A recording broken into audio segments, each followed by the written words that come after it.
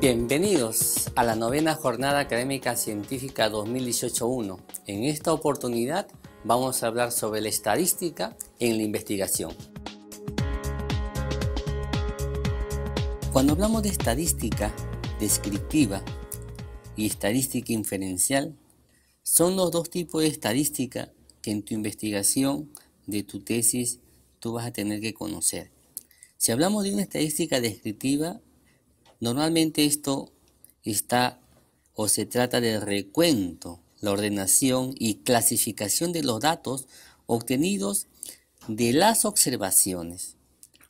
Pero cuando hablamos de la estadística inferencial, va a usar normalmente los datos de la estadística descriptiva, pero se va a apoyar en el cálculo de las probabilidades para tú obtener conclusiones eficientes para la prueba de hipótesis.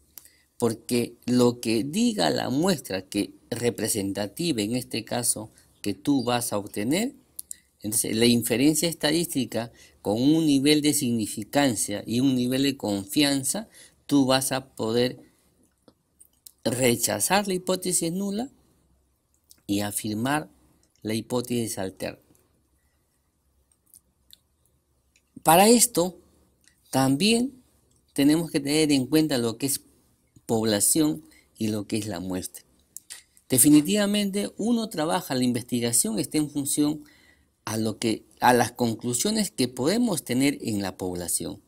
Sus parámetros, como puedes ver, aquí tenemos el mu, que se llama media poblacional, tenemos el sigma cuadrado, varianza poblacional, y este sigma, que es la desviación estándar poblacional, el P mayúscula, que sería proporción, pero de población. Teniendo en cuenta que la muestra es una parte de la población, matemáticamente es un subconjunto de la población. Sus parámetros, como puedes ver aquí, tenemos una media aritmética, que es esta X raya, una S cuadrado, llamado varianza muestral, una S, desviación estándar, y esta P, una proporción, pero de muestra. Entonces, muy importante que la muestra también sea representativa. Y esta muestra, hay fórmulas que definitivamente vamos a tener que conocer para obtener una muestra representativa. En una investigación que tú hagas, definitivamente tienes que ver qué tipos de investigación tienes que tener en cuenta. Primero, de acuerdo a los objetivos perseguidos, tenemos la investigación básica y tenemos la investigación aplicada. Si tú estás en pregrado, maestría y doctorado, entonces ahí es la que tienes que diferenciar un poco. Normalmente a nivel de maestría, a nivel doctoral se pide un producto. A nivel de pregrado, también depende de la escuela en este caso. Un segundo tipo de investigación que está de acuerdo a los datos recogidos, tienes una investigación cuantitativa, una investigación cualitativa.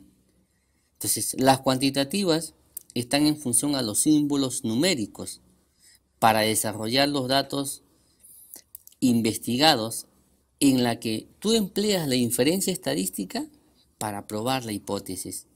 Es decir, el supuesto que tú afirmas, con la estadística vas a validar lo que tú propones. En las cualitativas normalmente tienen en cuenta los principios teóricos y emplean métodos no cuantitativos para la recolección de los datos. Está pues la investigación participativa, la investigación de tipo acción. Pero el otro tipo también que debes conocer, según los conocimientos adquiridos, tenemos una investigación descriptiva, tenemos una investigación exploratoria y tenemos una investigación correlacional y la explicativa. Entonces, dependiendo de la escuela también, tendríamos que ver en cuáles de estos tipos de investigaciones tu tesis va a estar en este caso plasmada, ¿no? Las descriptivas normalmente describen lo que es la realidad problemática, ¿no? La exploratoria logra acercar mucho a un problema, ya que con él se logra controlar los procedimientos que luego se usarán en otra investigación. Las correlacionales que muchos de repente pueden usar aquí, les tenemos estadísticamente correlación de Pearson, la correlación de Spearman, la tau B de Kendall, la tau C de Kendall. Y dentro de la investigación explicativa se llega a formular ciertas leyes donde a partir de la delimitación de ciertas relaciones causales se llega a dar origen a una serie de fenómenos. Y por último tenemos de acuerdo al medio en que se usa para conseguir los datos. Tenemos aquí la investigación documental, la investigación de campo, la investigación de laboratorio, la investigación experimental propiamente dicho. Y partiendo del tiempo que dure, tenemos la investigación diacrónicas y la investigación sincrónica. Entonces, dependiendo, mira,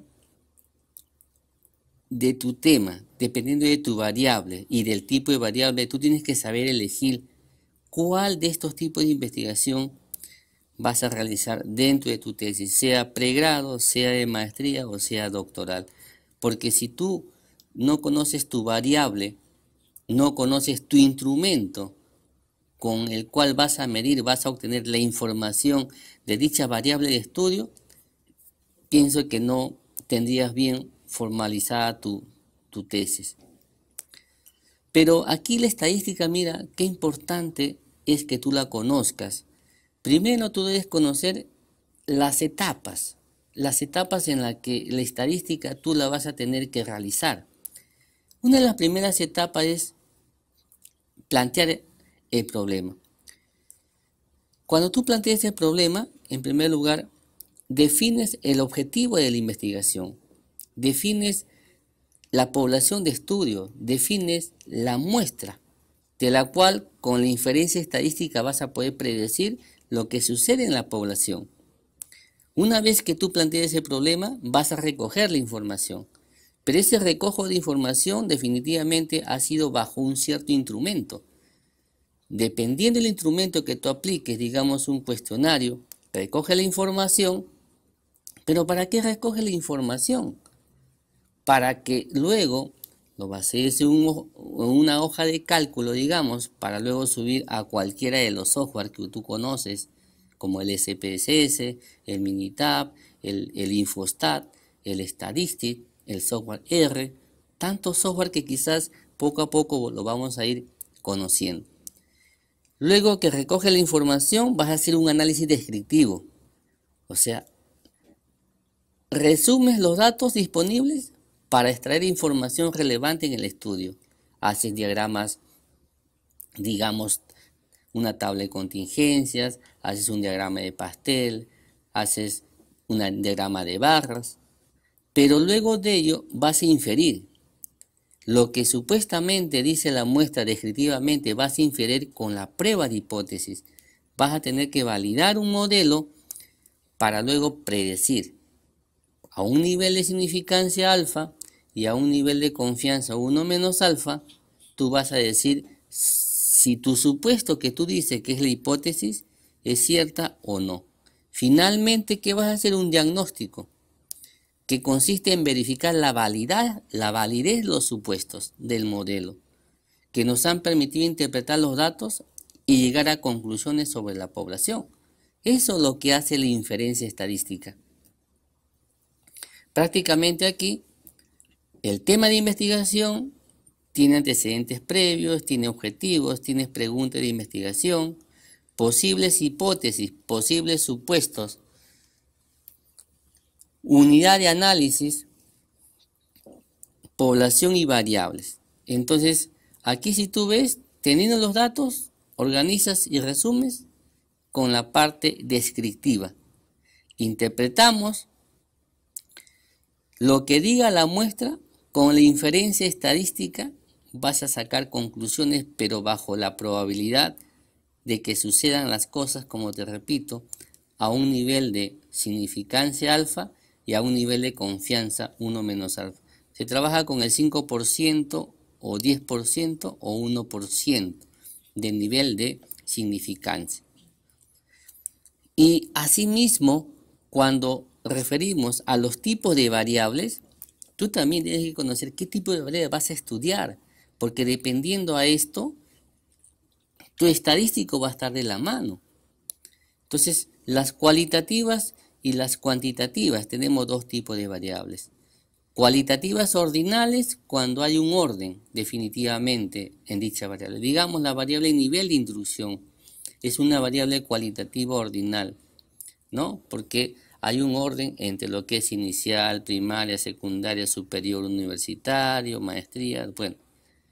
Y cuando hablo de las cualitativas nominales, aquí sí no tienen un orden, digamos, como por ejemplo el género, ¿no? Colores, lugares, profesiones. Pero también tenemos las cuantitativas, que son las discretas, donde normalmente aquí se trabaja con los números enteros.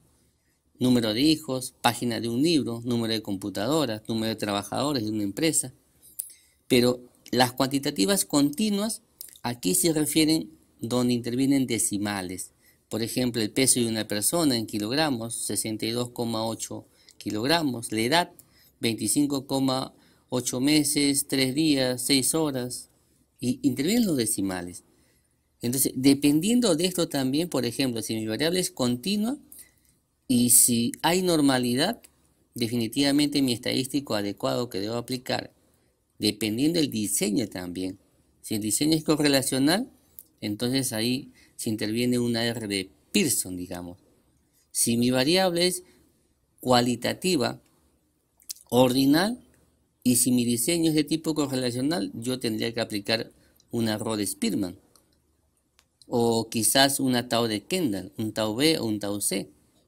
Una phi de Kramer, por ejemplo. Entonces, dependiendo de las variables, tu estadístico tú lo vas a tener que realizar. Entonces, cuando se hable de las variables cualitativas, mira los tipos de gráficos que puedes hacer. Una tabla de contingencia, una tabla cruzada, como puedes ver ahí, en función a las frecuencias relativas, a las frecuencias porcentuales, a las frecuencias absolutas. Un diagrama de barras, un diagrama de pastel. Eso es lo que hace desde el punto de vista descriptivo. Y si tu variable es cuantitativa, como el volumen de ventas, digamos, en miles, dólares, ventas mensuales por zona y por mes, o puedes hacer un comparativo, ¿no? En lo que vende el vendedor 1, el vendedor 2, ¿no? ¿Quién tiene más estrategia o marketing de venta para cierto producto? Esto con el software definitivamente lo vamos a tener que realizar en forma inmediata. Asimismo, tenemos que analizar lo que es kurtosis, porque si tú en tu data no analizas lo que es kurtosis, definitivamente los tipos de curvas que tú vas a tener cuando tú plotees una data, pues tienes una distribución mesocúrtica, una distribución lectocúrtica, tienes una distribución platicúrtica. Entonces, las mesocúrticas normalmente presentan su grado de concentración medio alrededor de los valores centrales de la variable. Las lectocúrticas presentan un elevado grado de concentración alrededor de los valores centrales de la variable, es más apuntada. Y la platicúrtica presenta un reducido grado de concentración alrededor de los valores centrales. Gráficamente, mira, tienes esta parte. Normalmente nuestra data tiene que tener un aproximado, diríamos, a lo que es una curva mesocúrtica, porque tiende a lo que es una distribución normal. Las distribuciones normales se caracterizan porque su probabilidad 100% o la unidad es simétrica, tiene un punto máximo, tiene punto de inflexión, y esa es la característica de nuestra data que debe tener. Y si hablamos de pruebas de estadísticas, Bueno, observa que este cuadro va a depender del tipo de variable que tú tengas. Si es, en primer lugar, se llaman pruebas paramétricas cuando tu variable es cuantitativa y tiene distribución normal. Asimismo, se analiza lo que es la homoscedasticidad. Esas dos condiciones, antes de aplicadas, tú puedes hacer las pruebas paramétricas. Y las no paramétricas tenemos cuando no hay normalidad y dependiendo del tipo de variable que tengamos. Una nominal dicotómica, una nominal politómica, una ordinal. Y mira todos los estadísticos que podemos analizar dependiendo al tipo de variable que tú tengas. Entonces es importante también dependiendo tu estudio, si es transversal o si tu estudio es longitudinal. Para dos grupos normalmente, porque los diseños en las tesis es, yo tengo un producto, tengo el problema en primer lugar, tengo un producto por realizar, lo implemento en la organización, medimos el instrumento, sacamos la información y después se mejoran los procesos. Entonces hay dos grupos, un antes, un después, bajo un cierto producto que tú haces normalmente en una investigación. Tenemos, por ejemplo, ahí chi cuadrado de homogeneidad, la U de Matt Whitney, la H de Cruz-Wallis, la de Wilkinson, la de Friedman, Q de Crochan, Magnemar. Entonces, pero va a depender, observa, de la variable que tú tienes en tu estudio de investigación. Entonces, justamente esta es la gran gráfica que en tu tesis, en tu hipótesis, la vas a poder plantear. Dos zonas, la llamada región de rechazo y la región de aceptación. Bajo un cierto parámetro alfa, que como te decía, al 5% normalmente se trabajan las tesis, ¿no? Al 5% vas a tener un nivel de significancia para ese supuesto que tú planteas en tu tesis, lo valides o lo rechaces. Y justo aquí, si tú observas, tienes las grandes fórmulas. La prueba Z mayormente aplicada para cuando tus muestras son grandes. Grandes le llamo cuando son mayores e iguales a 30. Tenemos a una cola derecha, tenemos prueba a una cola izquierda o unilateral llamada así, o tenemos a dos colas. Tenemos la Z de proporciones, mayormente para tu variable que es cualitativa. Puedo determinarlo para dos grupos, igual, cola derecha, cola izquierda, a dos colas. La T de Student normalmente se aplica para grupos pequeños y además que tenga normalidad. La normalidad es muy importante que tú analices en tu data, porque si una data si es cuantitativa y no tiene normalidad, entonces el tipo de estadístico tiene que ser el adecuado, ¿no? Justamente son los casos que vamos a analizar en una aplicación. Aquí también hay cola derecha, cola izquierda, dos colas, que son los tres únicos casos que se van a presentar. La R de Pearson normalmente se aplica para los diseños de tipo correlacional en la que es bilateral su gráfico. Mira su fórmula en la cual el software te lo va a sacar automáticamente. La prueba chi cuadrado, que es otra de las pruebas que se analiza para ver la asociación entre variables, en este caso cualitativas. Entonces, llamada también prueba de contingencia, su fórmula ahí nos va a permitir realizar esta asociación para luego hacer otro estadístico que me permita de repente reafirmar esa correlación. Entonces, aquí es muy importante que tú conozcas pues el tipo de estadístico que va a estar en función a tu tipo de variable, que puede ser cualitativa o cuantitativa. Ahora, si es cualitativa, tienes que saber si es ordinal o si es nominal. Si es cuantitativa, tienes que saber si es discreta o si es continua. Porque en función a eso están las pruebas de hipótesis que vamos a ver los casos a continuación. El caso que tenemos en esta investigación de variable cuantitativa, vamos a ver y analizar la correlación que existe entre el coeficiente de inteligencia con la habilidad mental.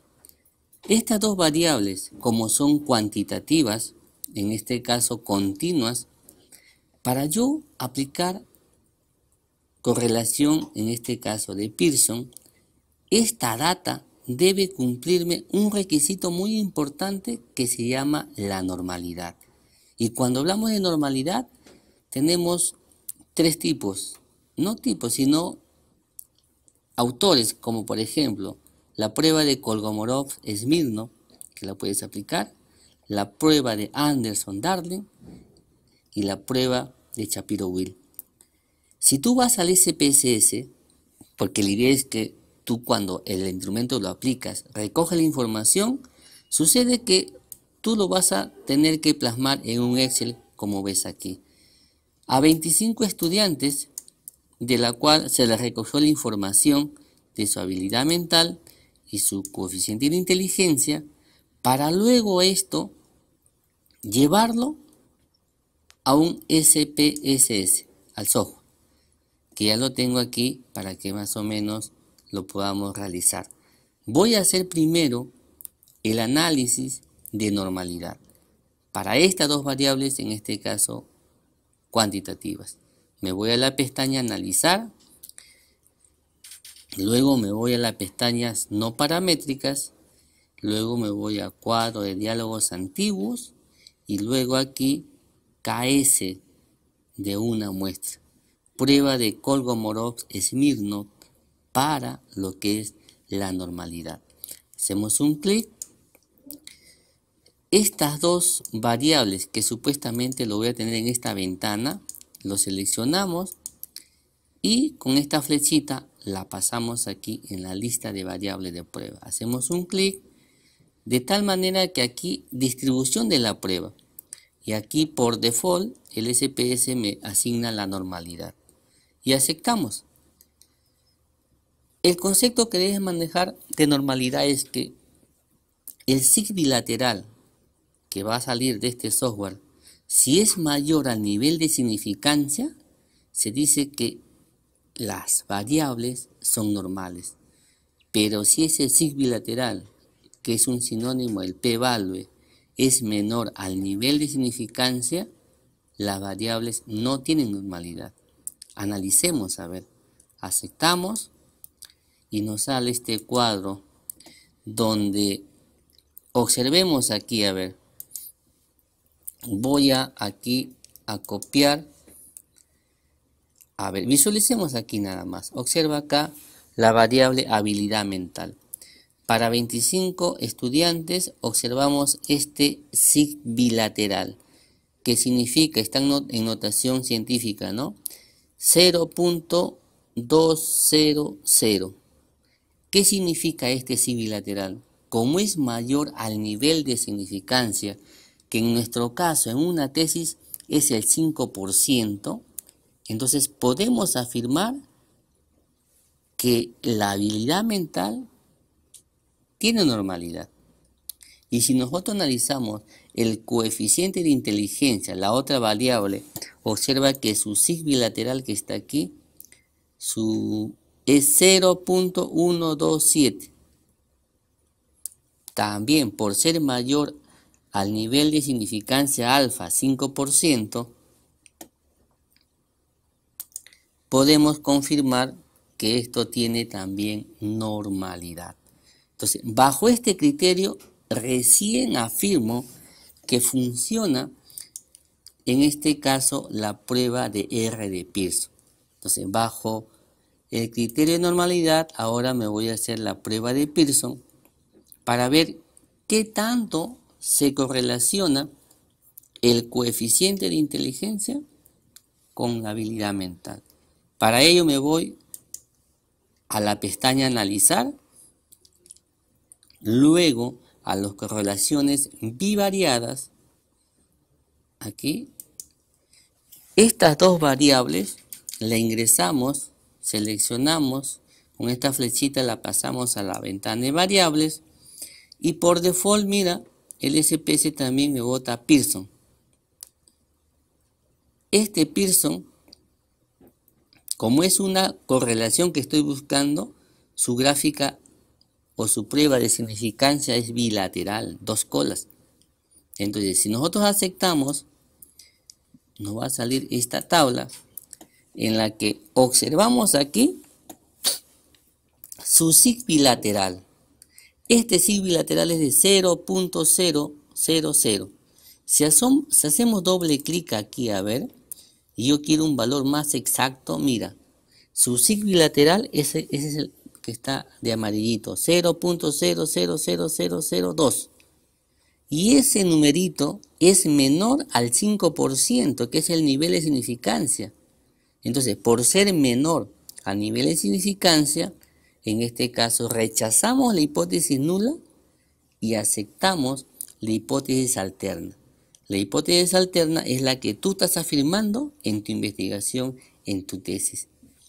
Quiere decir que sí existe correlación positiva, diría yo, ya que este coeficiente de correlación, mira, tiene su numerito que es 0.796. Y como se está pegando casi a 1, podemos decir que esta correlación de Pearson es muy buena porque está pegada a 1 y una correlación positiva. Así funciona el método de la correlación o la prueba de correlación de Pearson para variables cuantitativas que tienen que tener normalidad, ambas. En este caso vamos a analizar la prueba chi cuadrado. Las pruebas chi cuadrado se aplican para las variables, en este caso cualitativas, nominales y en algunos casos ordinales. Aquí tenemos, por ejemplo, el género. El género, en este caso, está definido porque es hombre y mujer. Y tenemos la otra variable, nueva política. En nueva política tenemos en favor, en contra, indeciso. Lo que hace chi cuadrado más que todo es asociar estos dos tipos de variables cualitativos. Primero, tú codificas el género 1, 2, 1, 2, como tú puedes ver aquí, según mi vista de variables. A 1 le hemos puesto hombre y a 2 le hemos puesto mujer. Y aquí, en favor 1, en contra 2, indeciso 3. Quiero ver cómo se asocian estas dos variables que son cualitativas nominales. Pero primero, observa aquí, si nosotros le hacemos una tabla de contingencia a esto, nos vamos a la pestaña estadístico descriptivos. Me voy aquí a hacer una tabla cruzada para ver cómo funciona. En filas me voy a ingresar género y la otra variable en columna. Y en la pestaña estadística elegimos el chi cuadrado. Continuamos, aceptamos. Observa que aquí, en esta tabla, en la variable nueva política y género, en favor tenemos 21 hombres que dicen en favor, 25 en contra, 30 indecisos, en total 76. Mujeres, 28 en favor, 24 en contra, indeciso 26, en total 78. La suma de ambas me da el tamaño de la muestra, que han sido 154 analizados. Pero aquí tengo la prueba chi cuadrado, observa. Chi cuadrado de Pearson, su valor es 0.527. Entonces, En función a este chi cuadrado, solamente me va a ver la asociación. Es decir, si yo leo 0.5, el 0.5 podríamos decir que la asociación es moderada, porque está un poco lejos del más 1. Esta asociación normalmente varía entre -1, 1, y podemos decir que la asociación es moderada. ¿Entre qué variables? Entre la variable género en este caso y nueva política. Entonces, estos resultados son muy importantes que analicemos, y en esta tabla de contingencia te da, en la cual tú le puedes hacer también un diagrama de pastel, un diagrama en el que te va a sacar hombre-mujer con la nueva política que está en favor, que está en contra, que está indeciso. Entonces, la conclusión que podemos sacar es que entre estas dos variables hay una asociación moderada, porque su chi cuadrado de Pearson tiene un valor de 0.527. Muy bien, este es el caso para una variable cualitativa nominal.